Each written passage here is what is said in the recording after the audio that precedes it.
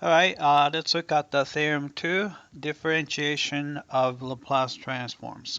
All right, so if you take the Laplace transform of t times f of t, then this is equal to negative capital F prime of s. So every time you multiply by t, it's going to turn into, after Laplace transform, you're going to have a negative sign, change sign, and a derivative. Right?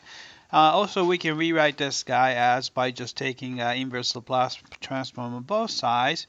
F of t is negative 1 over t, inverse Laplace transform of f, capital F prime of s. All right, and also, as we said, each multiplication by t transforms into negative sign and a derivative. So if you multiply by t to the n, we're going to multiply by negative 1 n times, and then you take the derivative n times. So we have this formula here. All right, so let's try to prove this original equation here. All right, so I think the easiest way would be start with the right-hand side. So I'm going to start with a negative f prime of s. All right, then this is going to be, of course, there's going to be a negative sign.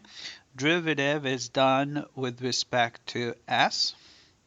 And then capital F would be a Laplace transform. So it's an integral from 0 to infinity, e to the negative st, lowercase f of t, dt. So I'm just following the definition here. All right, then what we can do is we can put this derivative inside the integral. So we just change the order of integration and the differentiation. And we're going to get negative. You have an integral from 0 to infinity, right?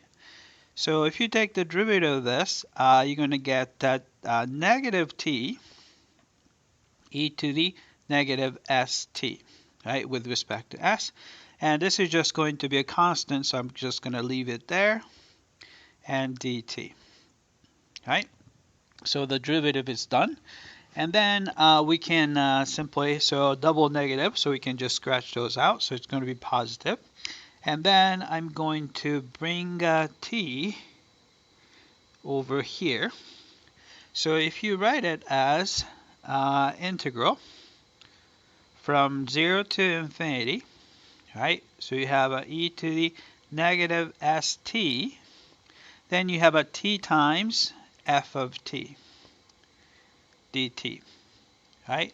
So this is by definition Laplace transform of this guy right here, right?